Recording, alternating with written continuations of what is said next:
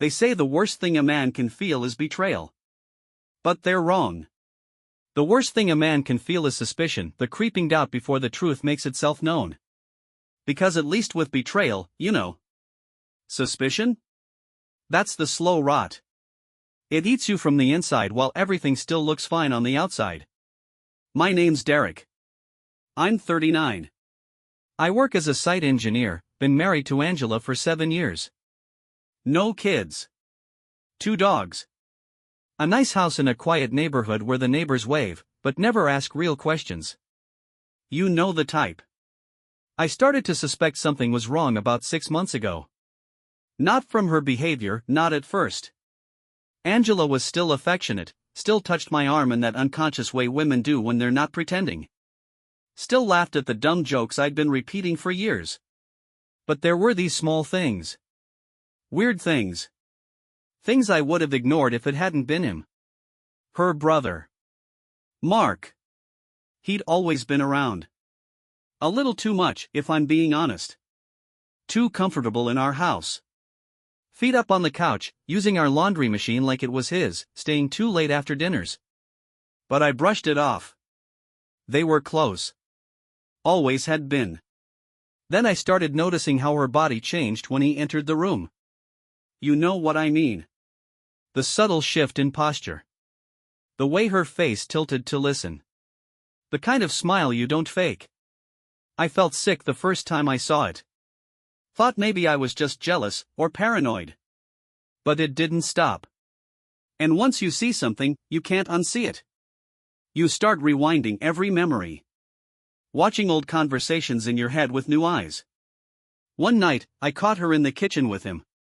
It wasn't anything overt, just the way she handed him a spoon, the way their hands lingered too long in the exchange.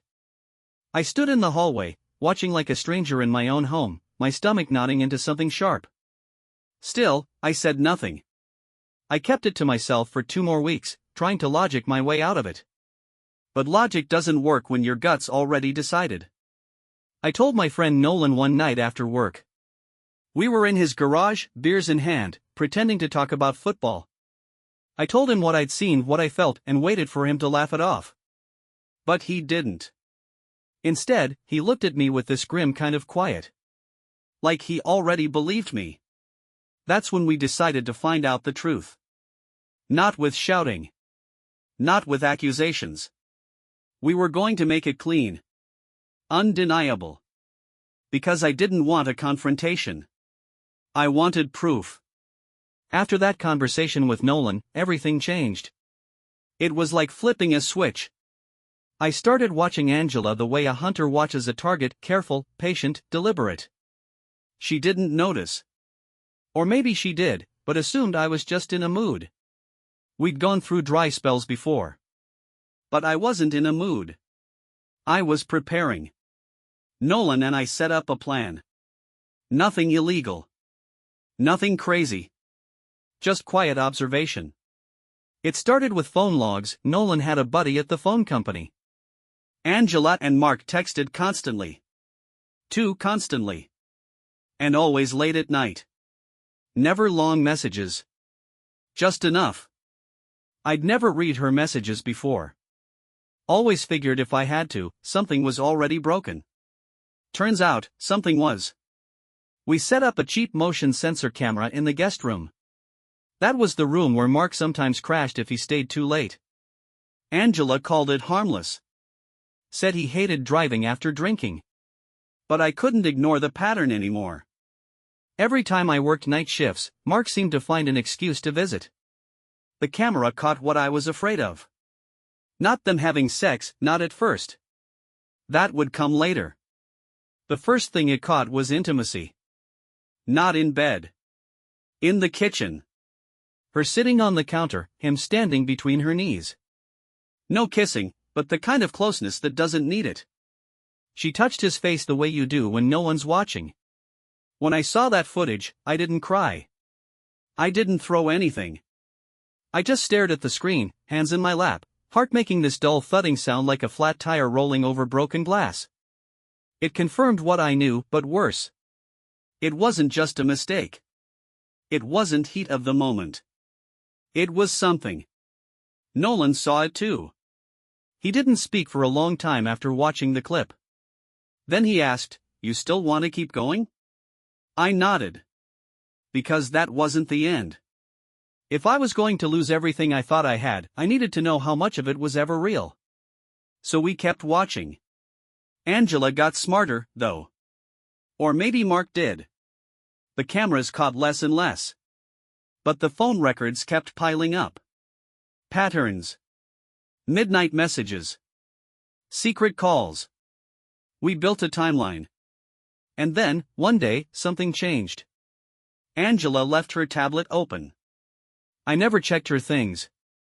Still didn't want to. But it was right there. Her messages were synced.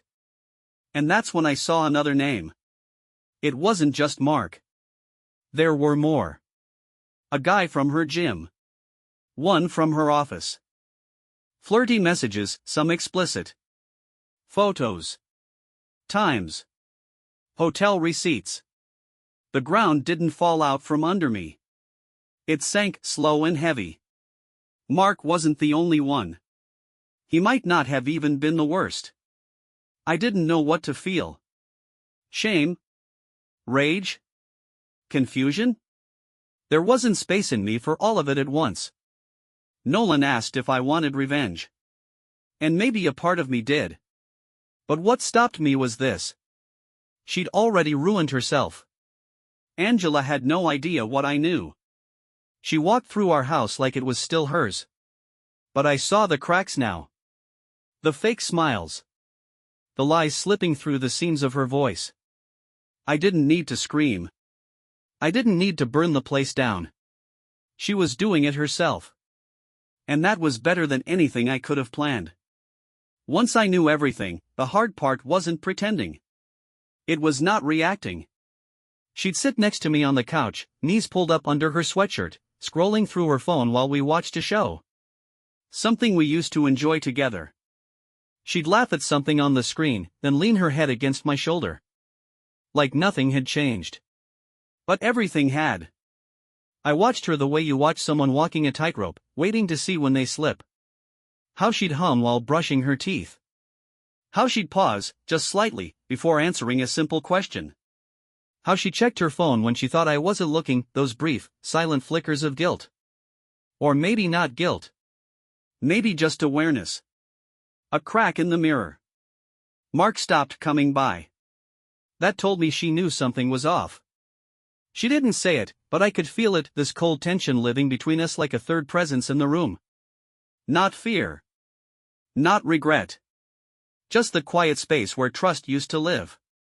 I started going for longer walks. Told her I needed fresh air, to clear my head. In truth, I just didn't want to breathe the same air she did. I noticed her talking to herself sometimes, under her breath. Like someone rehearsing lines for a play they didn't believe in anymore. She'd mutter things while putting on her makeup, folding laundry. I think she was trying to convince herself this could still be fixed. But what she didn't know was, I wasn't playing anymore. I wasn't waiting to confront her. I wasn't going to corner her with screenshots or throw her phone at the wall. I didn't want her tears. I didn't want her explanations. What I wanted was distance. So I started building it. Moved some money quietly. Rerouted my paychecks. Rented a small storage unit across town and began moving small things, their books, old clothes, tools. Things I wouldn't want to leave behind. Things I didn't want her to keep. Nolan helped. Never asked why I was doing it this way. He just nodded and passed me boxes. I told my job I'd be taking a few weeks off soon. Personal time. I was preparing for after. Because what do you do when the woman you married dies, but her body keeps walking around? You bury her quietly. And you leave. Angela was in the shower when I left. I'd planned it down to the hour. Morning light, birds still out, no neighbors watching. My bag was already in the car. The keys were in my pocket. The last box had gone to storage the night before. I wrote her a note. No accusations. No emotion. Just a statement of fact. I know. I'm gone. Don't contact me. I didn't leave my new address. I didn't block her number yet. But I knew I would. Driving away felt small. Not cinematic. No music. No racing heart. Just this flat sensation, like the sound inside a padded room. I didn't cry. I didn't feel triumphant. I felt done. I moved into a short-term rental near the edge of the city. Concrete floors, ugly furniture, no memories. It was perfect. I set up my space like a bunker. Just the essentials. No photos. No past. Angela messaged me that night. Where are you?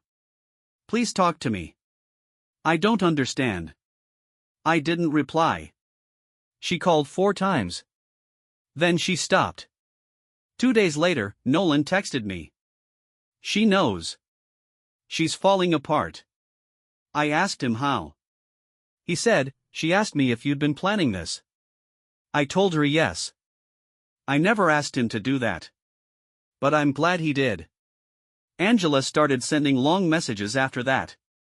Apologies wrapped in excuses. The word confused showed up in almost all of them. Lost. Lonely. Disconnected. Not once did she say I was wrong.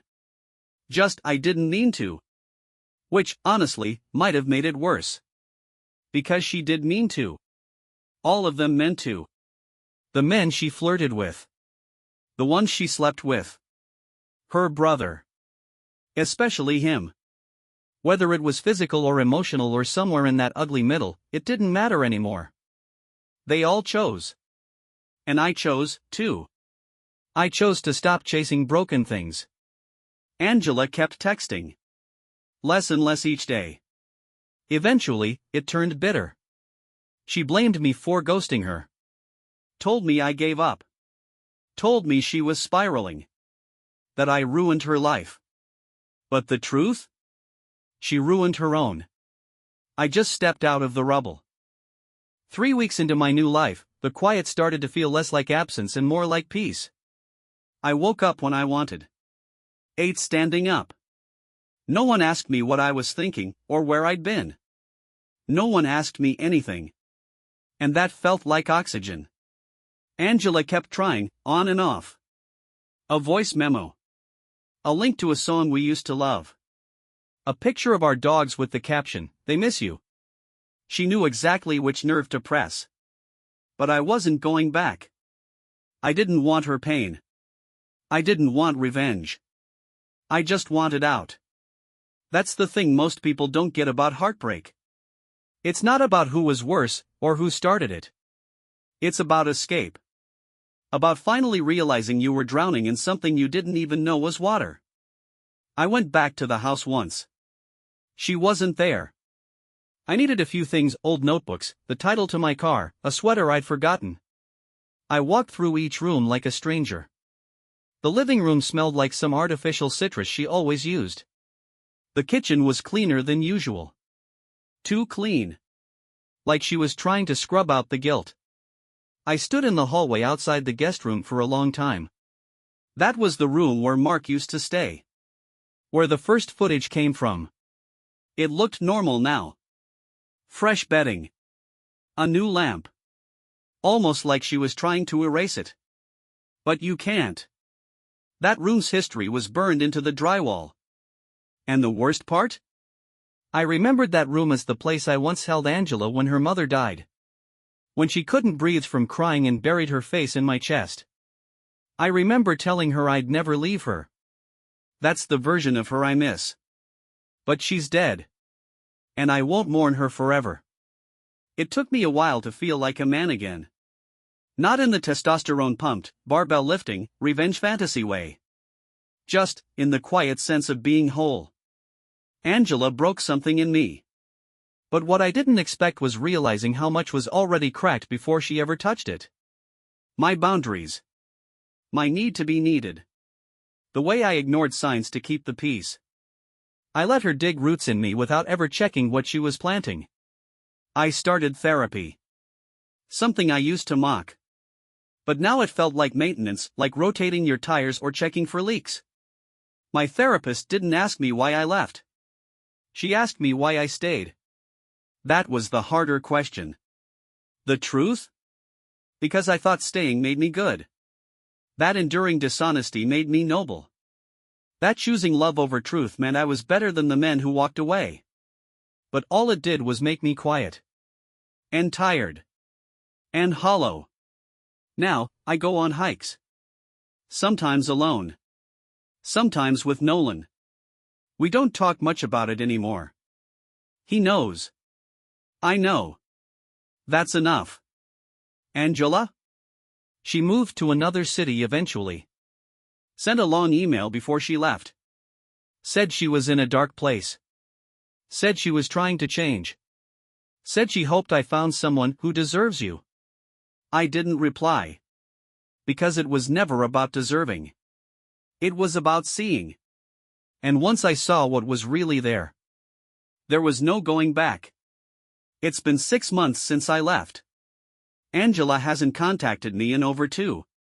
I heard through Nolan that she's working part-time, still struggling. Apparently, Mark moved away. Good. Whatever hell she created, let her live in it now.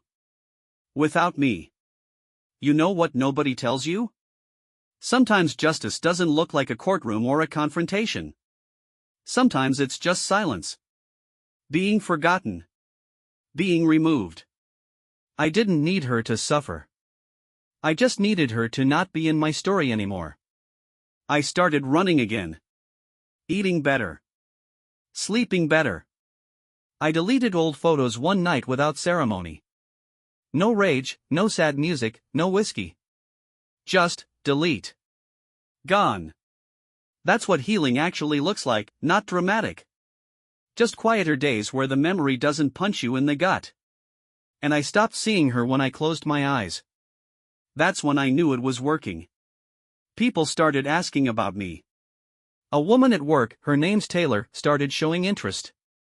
I wasn't ready. I told her that. She said okay. No pressure. Just a smile, just a coffee. And it felt human. Not fireworks. Not obsession. Just something gentle. Respectful. The opposite of what Angela gave me. And I realized, that's what love isn't. It isn't manipulation. It isn't someone twisting your perception until you can't trust your own memory. It's not passion at the cost of peace. Angela made me feel alive. But only because she made me feel like I was always about to lose everything. That's not life. That's survival. I don't want to survive anymore. I want to live. One day I was walking through a market when I saw someone who looked like her. My chest tightened. Reflex. But it wasn't her. Just someone with the same haircut. Same careless stride. I laughed. Not at her, at myself. At the ghost I'd been chasing.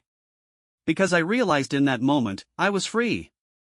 She hadn't crossed my mind in days. Whole days. And when I got home, I opened a drawer and found one of her old mugs. I held it for a second. The same one she used for tea every night. I almost put it back. But then I dropped it. Just let it fall to the floor. It didn't shatter. Just cracked. Like me. Still useful. Still whole. But never quite the same again. And that's okay. I never told my story to hurt anyone. I told it so I wouldn't carry it alone anymore. If you'd asked me a year ago if I thought Angela would cheat on me, with her brother, no less, I would have laughed in your face. Called you paranoid. Told you we were solid. Now I know, no one is solid until the foundation gets tested. She failed that test. I didn't. I still believe in love. But now I believe in boundaries more. I believe in listening to the little voice in your gut that says, something's wrong. And I believe in leaving, not to punish, not to win, but to live. Angela can sit in the wreckage she made. Me? I've moved on. Not with bitterness. Not with vengeance. Just, forward. And that, finally, is enough.